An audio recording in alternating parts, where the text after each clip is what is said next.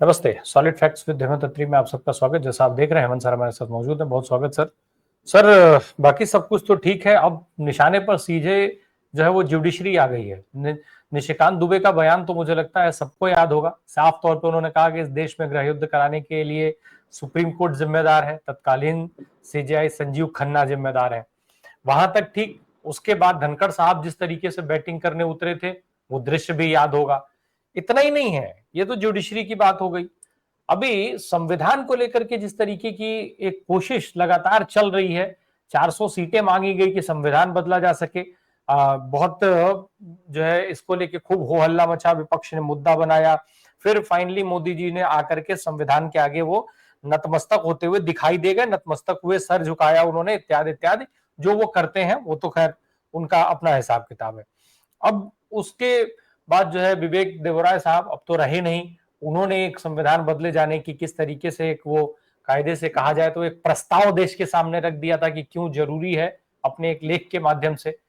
अब supreme court के अब जजों की मौजूदगी में ये बात कही जाने लगी है कि देश के विकास में अगर सबसे बड़ी कोई रुकावट है, बाधा है, तो वो जो है वो जुडिशरी सिस्टम है। कहां बैठे हैं सर हम? देश का संविधान कहां गया? न्यायपालिका कहां गई?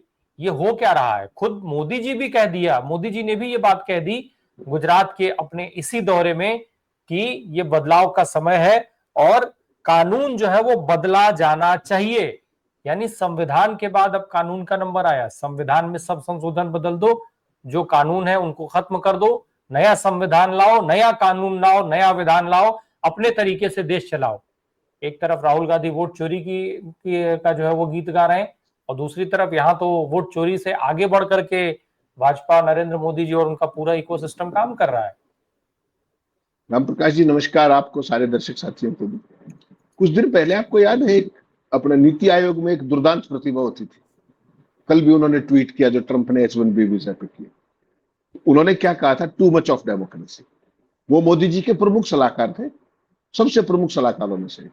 उन्होंने कहा टू मच ऑफ डेमोक्रेसी, तो वो एक चीज हुई और सारे देश ने उसको देखा। उसके बाद की जो परिस्थितियां हैं, फिर जब चुनाव आया तो उस समय क्या था कि संविधान बदलना जाना चाहिए। संविधान बदलने की मंशा आज से नहीं है। जब ये संविधान बन रहा था, जब बन के हटा था, उस समय आपको याद है रामलीला मैदान में किसने अम्बेडकर के साहब के पुतले जलाए थे और क्या कहा था कि साहब इस संविधान के अंदर भारतीय क्या, भारतीय संविधान के बारे में पूछा था कि इसमें भारतीय क्या है। तो उसके अंदर जो ये सारा चीज है, इसको अपने को देखना पड़ेगा कि ये हो क्या रहा है। आपने जिक्र किया प्रधानमंत्री की आर्थिक सलाहकार परिषद का, इसके सदस्य हैं संजीव सन्याल। आज कल जब ये बात कर रहे थे शनिवार को, तो इन्होंने क्या कहा कि भारत की न्याय प्रणाली, ध्यान से सुनिएगा, कोट एंड कोट, भारत की न्याय प्रणाली देश की विकसित अर्थव्यवस्था बनने की महत्वाकांक्षा में सबसे बड़ी बाधा है। विकसित अर्थव्यवस्था, और वो बननी कब तक है? पोस्ट डेटेड चेक है 2047 का, याद रखिए। न्याय प्रणाली और कानूनी पारिस्थितिक तंत्र, इकोलॉजिकल सिस्टम, विशेष रूप से न्याय प्रणाली, मेरे विचार से अब विकसित भारत बनने और तेजी से आगे बढ़ने में सबसे बड़ी बाधा है। सान्याल ने ये बात कल कहां कही? भारतीय माध्यमिकता संघ है, उसने एक ऐतिहासिक संवाद न्याय निर्माण 2025, इसमें ये कहा उन्होंने। और इसके अंदर कौन मौजूद था? मनमोहन, जो सुप्रीम कोर्ट के न्यायाधीश है मनमोहन, और पंकज मित्तल, दोनों की मौजूदगी थी। उनके मुंह पर उन्होंने ये कहा कि बेसिकली जो विकसित भारत का सपना है उसको पूरा करने में समस्या किसकी है? न्यायपालिका की। और प्रधानमंत्री जी कल भावनगर में थे, उन्होंने भी यही कहा कि भारत के अंदर, इतने शब्दों में नहीं कहा, वो बड़े चूजी हैं शब्दों को लेकर के, अपने हिसाब से खेलते हैं, तो क्या कानून में बदलाव लाने का चाहिए। तो मैं आपको शुरू से क्या बात कहता हूँ कि देखिए राम प्रकाश जी, समय का फेर है, नंबर सबका आएगा, कोई नहीं बचने वाला। इस देश की विधायिका का, संसद से लेकर के विधानसभा तो क्या हाल हो गया है, कोई मुझे आपको बताने की जरूरत नहीं है। जिस तरीके से भारतीय जनता पार्टी उनका संचालन नहीं करती, संसद देख लीजिए, लोकसभा राज्यसभा देख लीजिए, राज्यसभा का इतना सब करने के बावजूद भी किस गति को प्राप्त हुए, धनखड़ साहब का भाषण देख लीजिए। और धनखड़ साहब को आप आइसोलेशन में मत देखिए, इस देश का दूसरा सर्वोच्च पद है, दूसरा। उनको क्या गलतफहमी रही होगी कि मुझे कौन हटा देगा, मुझे तो हटाने के लिए महाभियोग लाना पड़ेगा या इस तरीके का लाना पड़ेगा। और पलक झपकते ही आप उनको ढूंढते रह गए और अब तक भी ढूंढ रहे। देखा जरूर आपने उस दिन नए उपराष्ट्रपति जब शपथ ले रहे थे राष्ट्रपति भवन में, आपको उनके दर्शन मैंने जरूर करवाए थे। लेकिन उनके मुंह से कोई शब्द नहीं सुना आपने। और वो कौन थे? वो संघ के सबसे बड़े स्वघोषित एकलव्य थे। तो वो एक जो उदाहरण है, उसका मतलब समझिए आप क्या है कि जब देश के उपराष्ट्रपति को पलक झपकते ही रवाना किया जा सकता है, तो फिर बाकी सबका क्या हो सकता है? इससे पहले ये कोई पहला अवसर नहीं और आखिरी भी नहीं। सीबीआई डायरेक्टर का आपको ध्यान होगा, जिस तरीके से रातों रात दिल्ली के अंदर आधी रात को एक तरीके से कू हुआ, एक तरीके से तख्ता पलट हुआ। किस तरह की परिस्थितियां थी उस समय देश की, आपको भी ध्यान होगा, आप सीनियर आदमी। नंबर एक। उसके बाद अशोक लवासा साहब, अरुण गोयल जो चुनाव आयुक्त थे, कहां चले गए, क्यों चले गए, पता ही नहीं लगा। ये देखना पड़ेगा आपको कि ये मंशा क्या है। अल्टीमेटली जो आरएसएस का पिछले 16 साल अब चल रहा है, एक मंशा है, वन नेशन और वन लीडर। ये वन नेशन वन इलेक्शन सब ये सब ऐसे ही फर्जी। हकीकत क्या है? वन नेशन और वन लीडर। आपने बड़े चुटकुले देखे होंगे, जब चीज ऑब्जर्व करने बैठेंगे ना, आपको बहुत हंसी आएगी। हमारे देश के पूरे system, one nation no election, one nation no election का वो कोड चलता है बकायदा। अल्टीमेट दिशा वो है वन नेशन नो इलेक्शन। वो तो मुझे और आपको फुसलाने के लिए वन नेशन वन इलेक्शन। वो ultimately no no no election one leader, ये जाना वहां पर। और इसकी प्रेरणा कहां से मिलती है? चाइना से मिलती है, नॉर्थ कोरिया से मिलती है, रशिया से मिलती है, ये वहां से मिलती है। और आपने अभी बर्थडे पे देखा जिस तरीके के पूरे सीन थे। एक इंटरेस्टिंग चीज देश भूली है कि जब मोहन भागवत जी का वो था, जन्मदिन था, तो मोदी जी ने सारे देश के सभी भाषाई अखबार, हिंदी इंग्लिश, सब में उनके लिए लिख लिया। और जब मोदी जी का जन्मदिन आया 2 दिन पहले, तो जो मोहन भागवत का ट्विटर हैंडल देख रहा था मैं, उस पर मोदी जी को बर्थडे की शुभकामनाएं मिल रही है। देखा आपने, ऑब्जर्व किया? तो मोदी जिसके लिए लेख लिख रहे आधे आधे पेज के, सारे अखबारों में प्रायोजित करके, हिंदी और इंग्लिश और तमाम भाषाओं में, उसमें क्यों? अगर उन्होंने ये बधाई दे दी होती तो उसमें फिर ये होता कि ये दोनों एक है। और इनको क्या रखना है कि पक्ष और विपक्ष, पक्ष भाजपा है और विपक्ष आरएसएस है, और ये राहुल गांधी वगैरह ऐसे ही बोल रहे हैं। जो ये सान्याल ने कहा, इसकी बैकग्राउंड देखिए आप क्या है। भारत के अंदर आज की तारीख में मोदी 2014 में जो भी सपने दिखा के, रोजगार से लेकर के, महंगाई से लेकर के, विदेश नीति, डंकापति, फलाना, सामरिक नीति, पाकिस्तान को ये कर देंगे, चीन को लाल आंख दिखा देंगे, हर मुद्दे पर सरकार औंधे मुंह गिरी, हर मुद्दे पर। और ऊपर से अब मुद्दा क्या आ गया? वोट चोरी का। वोट चोरी पर अगर एक कोई जवाब लॉजिक के साथ दे पाए तो वो बता दीजिए। जवाब है ना। ऐसे में क्या करना पड़ेगा? ऐसे में ऐसे मुद्दे छेड़ दो आप जिनका कोई सिर पैर ना हो, जो लोगों की समझ में ही ना आए। तो उसका सिंपल तरीका क्या है कि टू मच डेमोक्रेसी छेड़ दो। टू मच डेमोक्रेसी के बाद संविधान बदलने की बात छेड़ दो। बेसिकली जो एक और शीर्ष अधिकारी ये जो कह रहा है ना, ये वैसे नहीं है। ये एक अल्टरनेट पैरेलल नैरेटिव छेड़ने की जरूरत है, ताकि लोगों का ध्यान ट्रंप की जो ये H1B वीजा है उससे हट जाए, टैरिफ पॉलिसी से हट जाए, जो सऊदी अरब पाकिस्तान के साथ हुआ है वो उससे हट जाए। जितनी भी चीजें भारत सरकार की नाकामी है उन सब से ध्यान हट जाए, और नैरेटिव क्या बने कि देश में संविधान बदलना चाहिए। भारत को अगर विकसित राष्ट्र बनाना है तो संविधान को बदलना पड़ेगा। न्याय प्रणाली दोषपूर्ण है। बताइए ऐसी न्याय प्रणाली से बेहतर और क्या होगी कि आपने पूरा देश 11.25 साल में सारे संसाधन लुटा दिए अपने दोनों एज को। नाम लेना तो आपने कल मना किया था, तो हमारे गौतम भाई, हमारे मुकेश भाई कह सकते हैं मेरे ख्याल में, सब कुछ लुटा दिया, सब कुछ उनके लिए है। न्याय प्रणाली तो आज तक कहीं नहीं रोका। बीच में पूछ लेना चाहता हूं मैं, इस बात को कंटिन्यू कर लेंगे, लेकिन जरा एक चीज समझा दीजिए मुझे। अभी बीते दिनों से हम लगातार ये देख रहे हैं कि वोट चोर गद्दी छोड़ के नारे पूरे देश में पॉपुलर हैं। अमित शाह का वीडियो आपने शायद देखा होगा, जिस तरीके से बिहार में गए, जब उन्होंने पूछा कि राहुल गांधी अभी यहाँ से, राहुल बाबा अभी यहाँ से यात्रा करके गए हैं, क्या करने आए थे यात्रा में? तो बिहार के लोगों ने कहा कि वोट चोरी पर वो यात्रा थी। उन्होंने जवाब दिया, अमित शाह के तो तोते उड़ गए थे एकदम से कि ये क्या बता दिया लोगों ने। ऐसे में क्या ये सारे नैरेटिव आज, चाहे वो H1B वीजा हो, कानून बदलने की बात हो, संविधान बदलने की बात हो, राहुल गांधी साफ तौर पे संविधान दिखा रहे हैं ना कि ये नहीं बदलने देंगे, सारी कुर्बानियां दे देंगे। कुर्बानियों का इतिहास रहा है, वो बार बार उसको गिनवा देते हैं। क्या ऐसे माहौल में ये सारे मुद्दे, वोट चोर गद्दी छोड़ नारे को किनारे कर पाएंगे, दबा पाएंगे? वोट चोरी के आरोप और उनके लगातार हो रहे खुलासों से देश का ध्यान हटा पाएंगे? राम प्रकाश जी, मोदी जी ने एक इकोसिस्टम देश में ऐसा बनाया है पोमेरिन मीडिया के जरिए। वो जो चाहते हैं उस चीज को टेक्स्ट से बाहर कर देते हैं, और जो चाहते हैं उसको फ्रॉम नोवेयर ले आते हैं। अरे भाई, जिस देश के अंदर 10 दिन तक एक मुद्दा चल जाए कि इंडिया का नाम बदल के भारत कर दे, देखा नहीं आपने? इसका कोई सिर पैर था? जब सरकार बुरे तरीके से फंसती है तो इस तरह की नॉनसेंसिकल चीज को भी 10 दिन तक ये मीडिया चला देता है और उसके पक्ष में खड़ा होता है बाकायदा।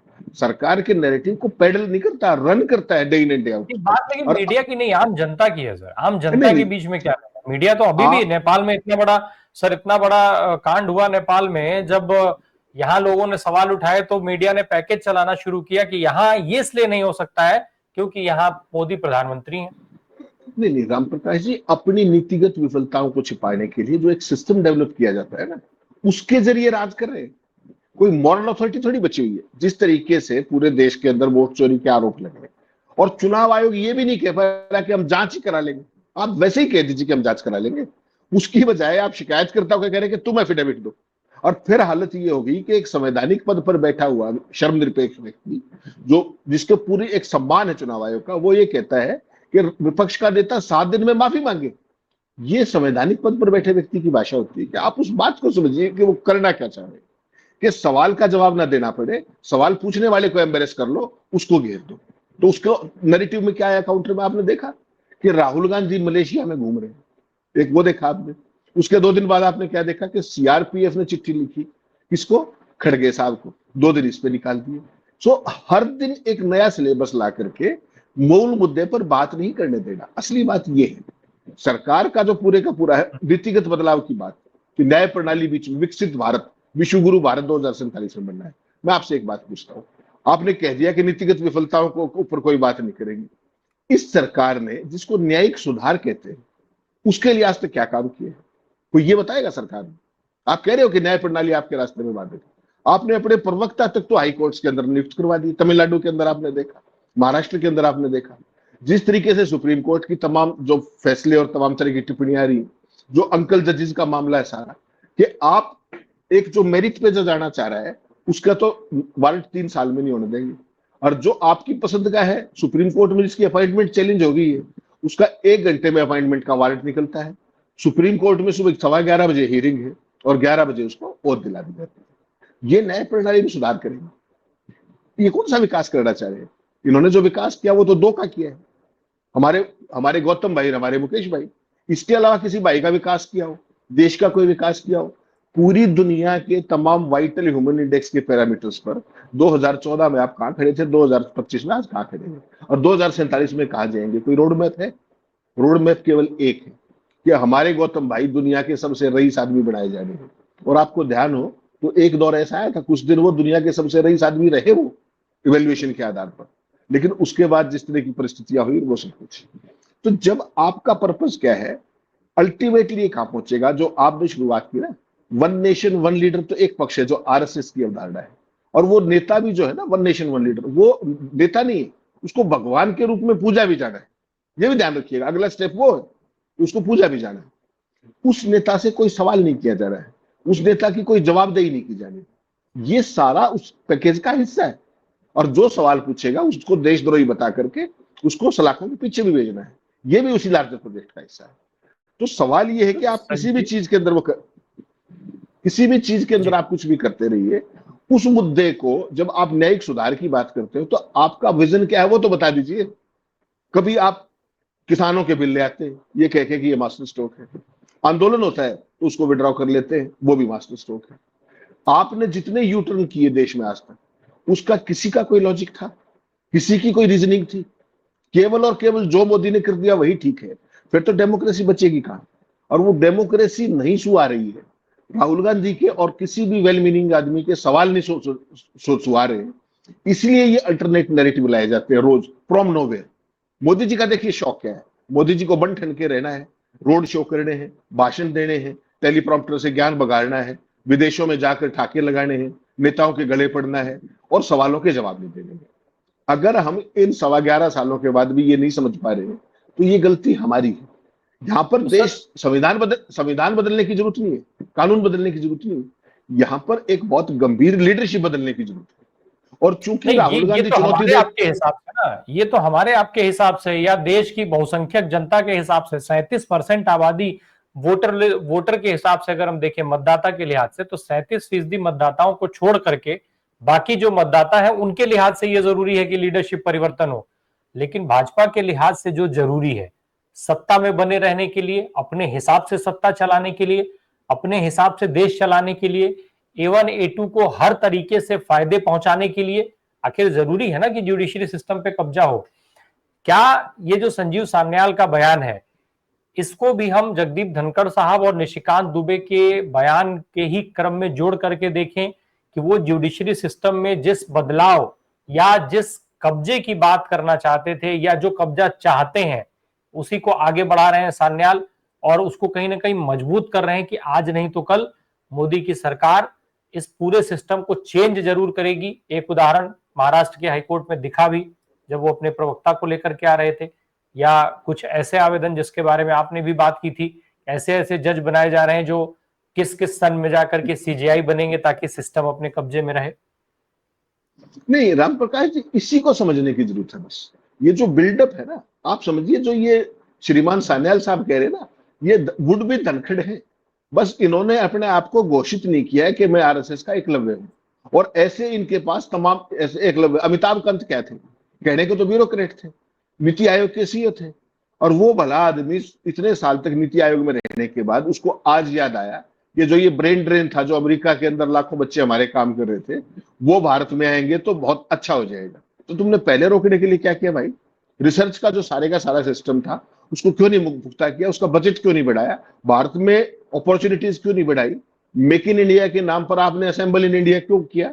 टेक्नोलॉजी के हम यूजर क्यों बने, क्रिएटर क्यों नहीं बने? क्या इस पर किसी का ध्यान था? और मोदी के पास तो खुला मैदान था। पहली 2 टर्म में तो विपक्ष नाम की कोई चीज थी ही नहीं, जैसे चाहते वैसे कर लेते।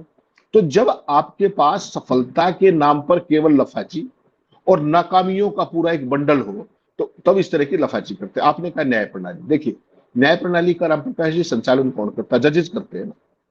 बहुत ही दुख के साथ एक बात मुझे कहना पड़ता है, with all due regards to the judiciary, क्या आज की देश की 95% जुडिशरी कमिटेड नहीं है क्या? बता दीजिए अगर ना हो तो। उंगली पे जजों को गिन सकते हैं आप। और ये मैं नहीं कह रहा, ये मदन बी लोकुर, रेखा शर्मा जैसे कितने जजेस day in and day out याद दिला रहे कि क्या हो रहा है। दिल्ली दंगों के आरोपी, केस शुरू नहीं हो रहा, 5 साल से ऊपर उनको जेल में हो गया, और सुप्रीम हाई कोर्ट छोड़ दीजिए, लोअर कोर्ट तो छोड़ ही दीजिए, सुप्रीम कोर्ट के अंदर भी तारीख मिलती है, एडजर्नमेंट मिलता है। अरे भाई, मेरिट पे फैसला ही, और क्या बदलना चाहते हो अब संविधान में? आप बता तो दो मुझे, जो चाहते हो, जैसे चाहते हो। अडानी पर 22 मुकदमे, सेबी के पास जांच, 2 में क्लीन चिट मिलती है। सारे अखबार क्या छापते हैं? अडानी को क्लीन चिट, और उसका एक दिन के अंदर लाखों करोड़ रुपए का वो बढ़ जाता है नेटवर्क। इससे कोई जुडिशरी पूछने वाली है? और कैसी जुडिशरी चाहिए आपको? हमने को समझना पड़ेगा। आपको मोदी जी को जो उनका जो सोच है, जो आरएसएस की सोच है, उसको थोड़ा सा तोड़ करके देखिए। वो सोच ये है कि इस देश के अंदर कमिटेड लेजिस्लेचर हो, कमिटेड ब्यूरोक्रेसी हो, कमिटेड जांच एजेंसियां हो, और कमिटेड जुडिशरी हो। जब आप कह रहे हैं, जब इनके साथी ये कह रहे हैं कि 95% जुडिशरी कमिटेड हो गई है, तो 5% की तो समस्या ही रहेगी ना। और 5% का प्रोसेस बहुत तेजी से चालू है। जब सर्विंग सीजीआई के भतीजे को जज बनाने की तैयारी इस तरीके से होती है कि वो आज से 20 साल के बाद वो इस देश का सीजीआई होगा, तो आप क्या तय कर रहे हैं? सोच के तो देखिएगा इस बार। और जज, जो कानून आपका है, उसको इंटरप्रेट कौन करेगा? राम प्रकाश और हेमंत तो करेंगे नहीं, इन्हीं जजेस को इंटरप्रेट करना है। जब 100% कमिटेड जुडिशरी आप इंश्योर कर रहे हैं, उसके बाद फिर कानून बदलने की जरूरत कहां बचेगी? वो तो आपके इशारों पर नाच ही रहे हैं और नाचेंगे। ऐसे ऐसे जज है राम प्रकाश जी, जो एनएचआरसी में चले गए, पता नहीं बीसीसीआई में कहां चले गए, सुप्रीम कोर्ट में रहते हुए उन्होंने, जो आपके गौतम भाई थे, उनके सारे कष्टों का निवारण किया, एक भी फैसला उनके खिलाफ नहीं दिया। ये मैं नहीं कह रहा, ये जस्टिस काटजू कहते हैं, ये प्रशांत भूषण ने पब्लिक प्लेटफॉर्म पे कहा। वैसे लोगों के ऊपर भी फिर तो आप एक काम कीजिए ना, जैसे कल मैं और आप चर्चा कर रहे थे कि रविशंकर, नथुरा प्रसाद नंबर 1, और जो ठाकुर जो है हिमाचल प्रदेश वाले, उनको तो सीसी बना दीजिए, और जो सेकंड लाइन के आपके जितने प्रवक्ता हैं उनको जुडिशरी में ले आइए। ये तो आप कर ही सकते हैं ना, जो प्रवक्ताओं को ला सकते हैं। तो आपके पास तो सीनियर लीडरशिप भी बहुत है, आरएसएस से पूछ लीजिए, उन सबको बढ़ा दीजिए। कौन पूछेगा? कोई पूछने वाला तो है नहीं भाई। आरएसएस के लोग, 2 दिन पहले क्या हुआ, मोदी जी ने 15 अगस्त को क्या कहा था लाल किले पे कि दुनिया की सबसे बड़ी एनजीओ, मैं उसका प्राउड स्वयंसेवक और तमाम ज्ञान दिया उसके ऊपर। 2 दिन पहले एक आरटीआई लगाई गई कि भाई आरएसएस के बारे में एनजीओ का रजिस्ट्रेशन फला देना। कहा कि ये सब प्राइवेट इंफॉर्मेशन हम देंगे ही नहीं, और जो ऑडिट और उनका पैन नंबर और फलाना, वो कह दिया कि ये हमारे पास रिकॉर्ड में अवेलेबल नहीं। ऐसी संस्था जो देश के कानून के तहत, प्रधानमंत्री जब लाल किले पे ये कह रहा है कि वो एनजीओ है, तो एनजीओ का कोई संविधान कानून कुछ तो होता होगा, मेंबरशिप होती होगी, कोई पैन नंबर होता, कुछ तो होता होगा। और प्रधानमंत्री आजादी के दिन, स्वतंत्रता दिवस पर लाल किले पर उसको लेजिटिमाइज कर रहे हैं, और उसी का स्वयंसेवक उपराष्ट्रपति है, उसी से जुड़े हुए वो खुद है, उसी से जुड़े हुए तमाम देश के मुख्यमंत्री, तमाम राज्यपाल। उसके बाद आप कहते हो कि नहीं, हमें तो संविधान बदलना पड़ेगा, न्याय प्रणाली दिक्कत कर रही है। और क्या चाहिए भाई आपको? फिर तो आपको केवल उत्तर कोरिया घोषित रहना बाकी। इसलिए मैं आपको कहता हूं, नंबर सबका आएगा, जुडिशरी का केवल नंबर बचा हुआ है थोड़ा सा, ज्यादा उम्मीद मत पालिए उससे। जिस तरीके की टिप्पणियां रोज आती है, सुप्रीम कोर्ट का जज अदालत में बैठ करके वीर सावरकर के बारे में राहुल गांधी को कैसे डिमीन कर रहा था। केस क्या आया था कि इनके खिलाफ मानहानि का केस चलना चाहिए, मेरिट्स पर आप देख के फैसला कर लीजिए। Veer Savarkar certificate supreme court का जज ठीक वैसे ही कर रहा था जैसे धनखड़ साहब राज्यसभा में सभापति की कुर्सी में बैठे करते कि नहीं करते। क्या कर लिया आपने उसका? क्या हो जाएगा बताइए? और इसके बाद भी अगर कानून बदलने की बात है तो आप लाइन समझिए, दिल मांगे मोर। ये न्यायपालिका कंप्लीट इन हार्मनी दिखाई दे, वो भी आपने विज्ञान भवन में देखा प्रधानमंत्री के बारे में क्या कहा गया, दुनिया के सबसे दूरदर्शी नेता, सुप्रीम कोर्ट का जज कह रहा था। उसके इमीडिएटली बाद उसको अपॉइंटमेंट मिली, बहुत शानदार किस्म की, पोस्ट रिटायरमेंट। तो वो लोग चाहिए, सवाल का मामला खत्म करना है सर। कोलेजियम और कमिटमेंट, ये जो दो सी हैं, ये पूरे देश का सिस्टम हिलाने के लिए पर्याप्त हो गए हैं। इस समय पूरे देश का सिस्टम हिला रहे हैं। लोकतंत्र, संविधान इनकी वजह से खतरे में आया है, कायदे से जिनको इनका रक्षक माना जाता है। 100%, इसमें कोई धोखा मत खुद मानिए। खतरा बन और चुके जो हैं। और जो 2 से 4% जो लोग बचे हुए हैं ना, जो सवाल करते हैं, जो सारे कानूनों के हिसाब से चलते हैं, या तो उनको रोस्टर में ऐसी जगह बिठा दिया जाता है कि उनके पास कोई डंका केस ही ना है जो सरकार को कहीं प्रभावित कर पाए। नाम नहीं लूंगा, सुप्रीम कोर्ट में ऐसी एक महिला जज आज भी है, वो कहीं दिखाई नहीं देती। उन्होंने हर मौके पर अपने आप को प्रूव किया है। जो इंदिरा गांधी के बारे में एक चीज कही थी ना कि पूरी कैबिनेट में अकेला जेंटलमैन इंदिरा गांधी, तो ऐसी सूरत तमाम जगह पे आपको दिखाई देती है। और उस महिला वर्ग को सुप्रीम कोर्ट में बताइए क्या रिप्रेजेंटेशन मिल रहा है। हर जगह वीकेंड पर सेमिनार तमाम दिए जाते हैं, भाषण सारे जजेस देते हैं, मौजूदा चीफ भी देते हैं, भावी चीफ भी देते हैं। जो उनका अगर कोई भाषण सुन ले तो भारत की न्यायपालिका तो पूरी दुनिया पे परचम फैला रही है। और जब उनकी कोर्ट में टिप्पणियां देखें और उनके फैसले देखें, उनके बीच का जो भेद है वही सारा असलियत खेल है। तो ये जो भेद है आज की तारीख में तो आपको दिखता भी है कि सॉलिसिटर जनरल को धमका दिया, उसको फिक्स कर दिया, एडिशनल सॉलिसिटर जनरल को कुछ कह दिया, सरकारी वकीलों को कुछ कह दिया।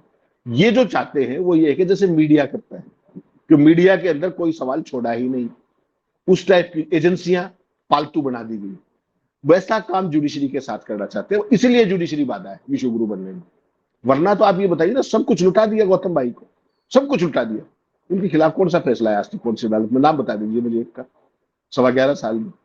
और इसके बाद भी अगर न्यायपालिका बाधा है विश्वगुरु बनने में, आर्थिक महाशक्ति बनने में, तो फिर बताइए क्या करें। असली बाधा राम प्रकाश जी आपका लैक ऑफ विजन, हकीकत ये आपकी कुपड़ता है, आपका अज्ञान है, आपकी संकुचित सोच है, आपकी सांप्रदायिक और जातिवादी राजनीति है, और आप सीखने को तैयार नहीं है। आप पाकिस्तान को सबक सिखाने आए थे, आप भारत को पाकिस्तान बनाने को तुले हुए। भारत के अंदर जो गंगा जमनी तहजीब थी उसको कहां ले जाके खड़ा कर दिया आपने? क्या और क्यों? आप बनेंगे विश्वगुरु, और यूथ की आपने हालत क्या कर रखी है? पुलिस नहीं पकड़ रही गोवंश गो हत्यारों को, नए यूथ जो सुबह शाम तक क्राइम कर रहे हैं। बताइए, आपने किसी भारतीय जनता पार्टी के, उनके अनुशासित संगठन के किसी मुखिया का, किसी मंत्री का, किसी पदाधिकारी का बच्चा गोरक्षक बनते हुए देखा है क्या? बता दीजिए क्या नाम? सारे के सारे मंत्री, सारी कैबिनेट, उनके बच्चे कहां पढ़ते हैं? सब विदेशों में। और मेरे रात के नारे कहां लगा रहे? सड़कों पर। ये नया भारत बनाना है, इसको समझ लीजिए आप बस। और जो आपके H1B में ट्रंप ने क्या कर दिया, मोदी को क्या फर्क पड़ता है? वो तो सारे विदेश में रहे H1B वाले तो, और यहां वाले भक्त हैं, उनको H1B अप्लाई नहीं करना, तो कहां समस्या रहेगी?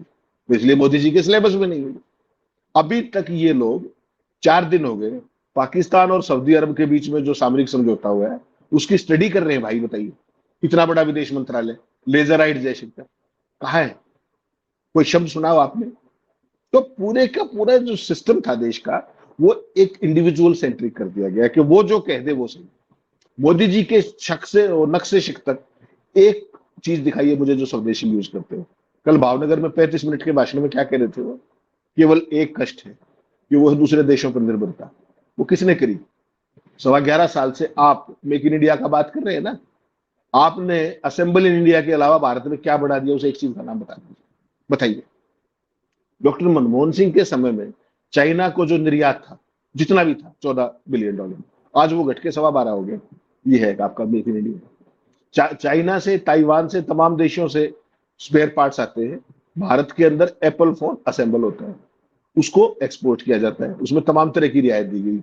और मोदी जी क्या कहते हैं कि दुनिया का हर तीसरा, हर चौथा फोन भारत में बन रहा है। उसमें कोई भारत का कंपोनेंट भी है क्या? और क्या कहते हैं? भारत के लोगों का पसीना होना चाहिए। What do you mean? तो conceptually these people, they are not clear. और वो दुनिया को ये दिखाना चाहते हैं कि हमें सारी बातों का पता है। ट्रंप जिस बात पे खेल रहा है, पूरी दुनिया के नेता किस बात पे खेल रहे हैं कि इनके साथ फोटो खिंचवा लो, they are happy with that. उसके बाद जो मर्जी करो। 3 दिन पहले मोदी जी को जन्मदिन की बधाई दी थी, और उसके बाद क्या कहा? इमीडिएट बात, यूरोपियन यूनियन को कहा कि भारत के ऊपर 100% टैरिफ लगाना चाहिए। आपको काट नहीं कहा? कॉल काटते ही अगली स्टोरी क्या आई कि Trump request European Union to impose 100% tariffs on India. ये मित्रता है। और वो कहे my friend Modi is a magnificent man, is a wonderful man. इन दो शब्दों के ऊपर वक्त ले लो। मोदी जी बस पूछ रही, एएनआई के ट्वीट को रीट्वीट करके मोदी जी ऐसे जैसे वेट ही कर रहे होंगे, ट्वीट आएगा, ट्रंप कुछ बोलेंगे, और उसके बाद भी, और उसके बाद भी इनको कानून से परेशानी है। इस देश की विश्व शक्ति बनने में सबसे बड़ी अगर कोई एक बाधा है राम प्रकाश जी, वो है भारतीय जनता पार्टी की संकुचित सांप्रदायिक सोच।